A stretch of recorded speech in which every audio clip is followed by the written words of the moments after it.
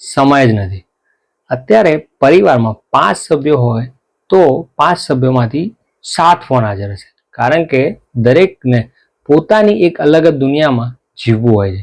કોઈની પાસે એકબીજા સાથે બેસવાનો સમય જ નથી.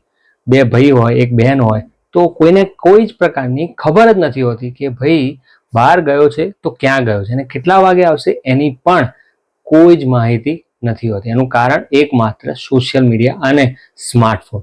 સ્માર્ટફોન એટલી હદ સુધી વધી ગયા છે કે દરેક લોકો માત્ર એ જ દુનિયામાં સંપૂર્ણપણે ખોવાયેલા રહે છે.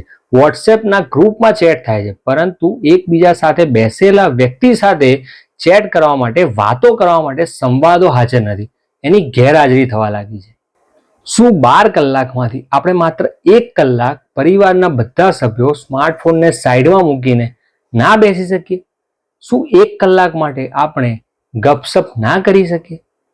થોડીક નવી શરૂઆત કરો, થોડીક નવી.